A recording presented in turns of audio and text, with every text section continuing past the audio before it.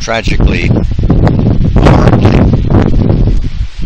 Your child's just been diagnosed with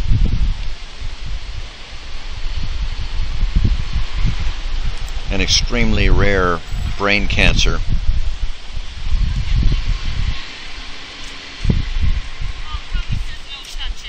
There are only a few doctors in the world that understand the disease, let alone how to operate on it. And you've devoted everything to finding and getting the attention of that one doctor. And the doctor says to you, okay, we need your child at such and such a hospital in a week.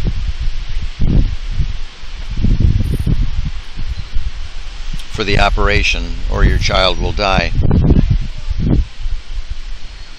Do you argue? Do you ask if you can have 2 weeks, 3 weeks? Why exactly a week, doctor? Why isn't it 6 days? Why isn't it 7 days? Why isn't it 8 days? You don't have those conversations, do you? It's your child.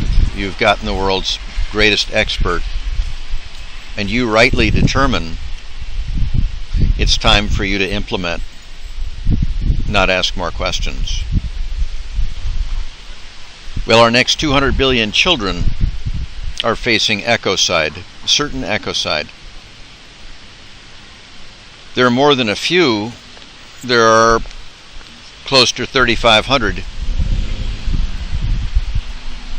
doctors of climate science. But the Einstein of those, the acknowledged world leader, is James Hansen.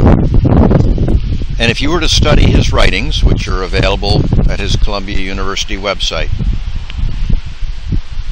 you might have to study a long time, as I have, to get to the bottom line.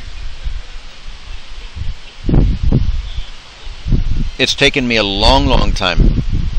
But if you did the same as I, with the same mindset, these are your children, the next 200 billion, this is clearly the world-leading authority with whom 98% of the other 3,500 doctors agree.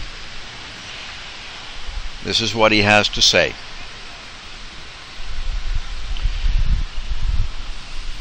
Indisputably, we are currently burning about 9 gigatons, 9 billion tons of fossil fuels every year, primarily coal, followed by oil and rapidly rising natural gas. And our woods, our forests, account for about 20% of the emissions. And if you add up all that fuel that's being burned and turned into emissions, it's about 9 billion tons per year. Now, our history as a planet over recent years is that we are increasing the amount of fossil fuels we're burning about 3% per year. So, indisputing to the world's agencies, including the U.S. agency that tracks such things, the world is burning about 9 gigatons, 9 billion tons of fossil fuels per year. Coal, oil, gas, and our forests, our woods. And we're increasing that at a rate of about 3% per year. So in 2012, 9 gigatons. In 2013, a little more than 18 gigatons for that 3% increase, and on and on and on and on. So the cumulative burning of fossil fuels by 2050 is headed toward over 600 gigatons additional put in the atmosphere starting today? Well, the diagnosis from Dr. Hansen that 3,500 of his peers agree with is that on top of the hundreds and hundreds of gigatons of greenhouse gases that we've already put in the atmosphere, and they stay there up to 1,000 years.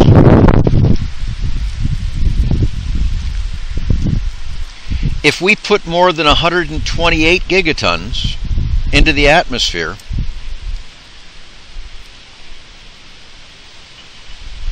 it will have such a warming effect that it will be practically, virtually impossible to ever reverse the effects, and to reverse them before they irrevocably trigger climate feedbacks, total annihilation of the reflective polar ice cap, the unstoppable melting of Greenland and West Antarctic ice sheet, and its sea level rises. The killer weather that will replace the benign weather of the last 10,000 years. That on top of the hundreds and hundreds of gigatons that we've burned in the last 100 years, largely in the last 30 years, we have 128 gigatons we can yet burn. Now, Plan A, world economies as usual, world governmental plans as usual, we're on a 3% per year increase.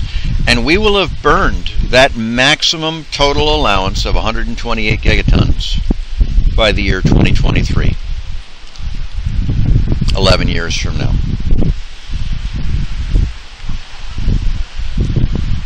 Oh gosh, there are a whole bunch of crazies. Well, gee, maybe we can figure something out then. Gee, maybe if I don't get that operation for my child a week from now, like the doctor said, maybe my child will live.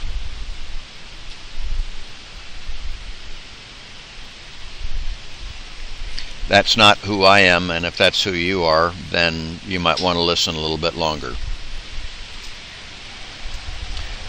This array of green bars is adhering to what Dr. Hansen says we need to do, which is to reduce our rate of burning fossil fuels 6% per year. So instead of 9 gigatons in 2013, we need to burn only 94% of 9 gigatons, a little bit less than 9 gigatons, and 94% of that figure the following year. If we do so, then rather than hitting the maximum future allowance of more fossil fuels burned of 128 gigatons in 2023, we stretch that deadline all the way out to 2050. What is required, or one of the ways and the most likely way of achieving that, is to end the use of our coal-fired power plants. First in the United States, for reasons that won't be discussed here, other than we're the largest offender in terms of emissions, and we're the most likely to start the process, and we're the most likely to influence the rest of the world to follow us. If we were to close our 600 coal-fired power plants in the next 10 years, as we are morally bound to do to our children and to the rest of the world, then this 6% of global this 6% per year reduction of global emissions would pretty well have been achieved. Dr. Hansen and those working with him have projected that if we do that part, then China and India are going to follow with some heavy-handed encouragement from us, trade sanctions, whatever, but they'll follow because they're more in the crosshairs of environmental ecocide than we are. So the continuation away from business as usual, the continued decrease at 6% per year, is largely through the phase out of coal-fired power plants in the rest of the world by roughly the 2032 time frame.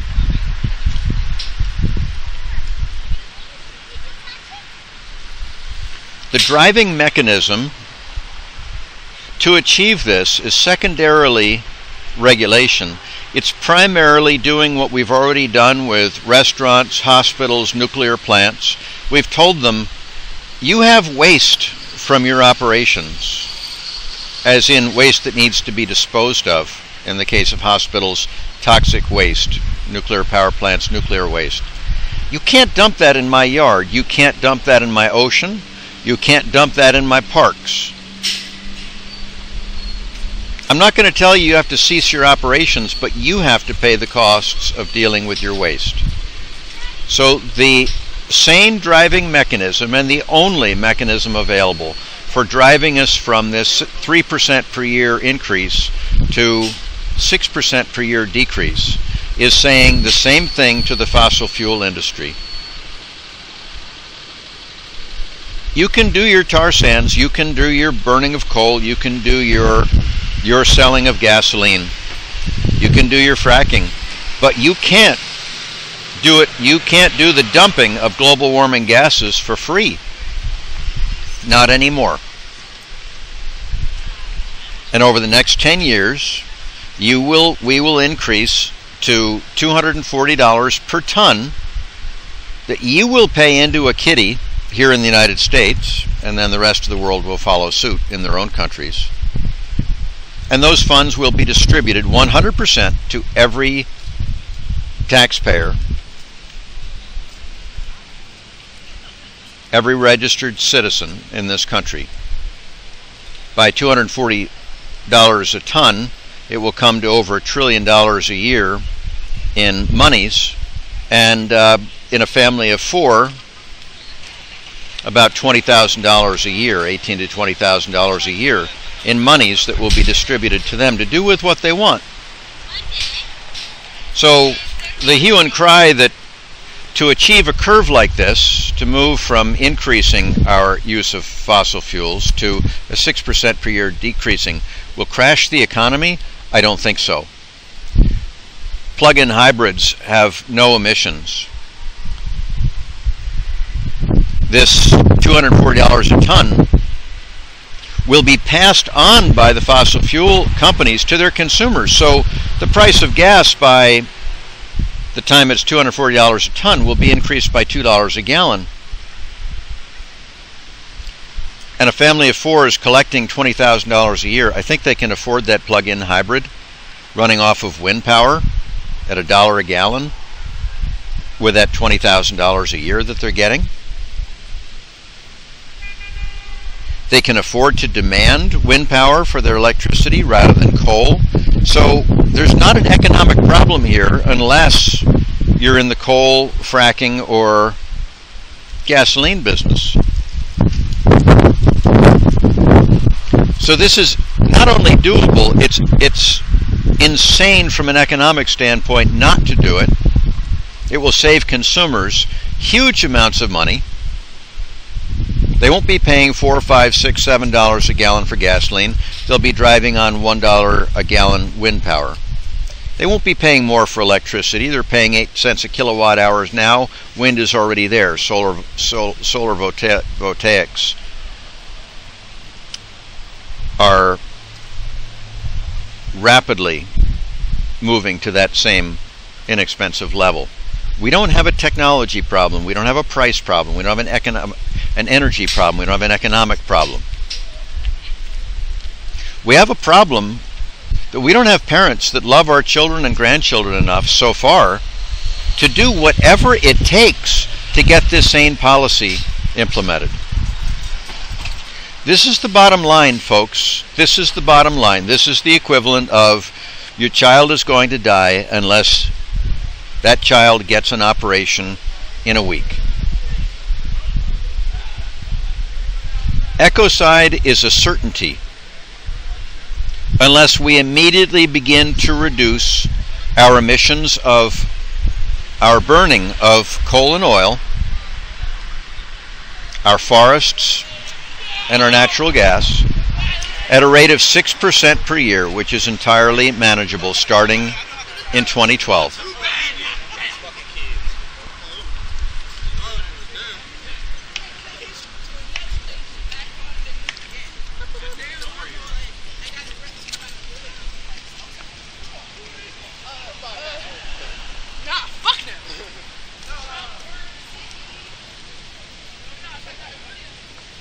If we don't, and if we wait,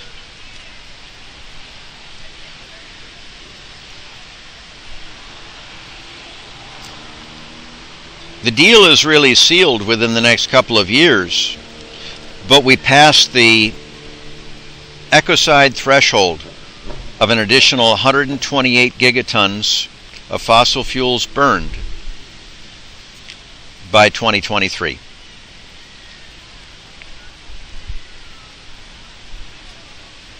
If, as it appears entirely unlikely, people stand up at a fraction of the risk of 100,000 people in Tahrir Square in Egypt 2 years ago, or the women's suffragists, or the civil rights workers, a fraction of the risk, and drive through this sane, utterly moral policy, then we don't hit that threshold until 2050, giving us all that time to more and more implement the future technology, which is not fossil fuel, but which is green technology, and first of all, efficiency. In this, roughly this time frame, although it can happen anywhere in here, we begin the process of naturally drawing down from the 425 parts per million of global warming gases by the planting of billions of trees around the world and through soil management. And shockingly, our soil sequesters, captures huge amounts of carbon that otherwise would drive this figure further up. Well, we can use that to our advantage by planting billions of more trees and better managing our soils. We can draw down not only to this current level of 393 parts per million, we can draw it down to where we stop the warming, which is at 350 parts per million. So we can drag that by 2099. We can drag it way below where we are right now. And we have to stop the warming process. The warming process won't stop until we get back down to 350 parts per million. That's the whole deal, friends. Right here. Here's business as usual. 425 parts per million, which is exactly what you get if you build, as soon as you have burned 128 gigatons more of fossil fuels, you will get to 425 parts per million. We can hit that, we will hit that in 2023. Or we can drag it out to 2025 and then begin bending the curve down. But we don't get to begin bending the curve down here. You think we're going to turn off all the coal-fired power plants in 2023? No. So now we're faced with a scenario like this, and the calculations, because of feedbacks and elsewhere, we'll never get it back down to 350 parts per million. We'll never get it down to where warming stops. And ecocide is a certainty. That's it.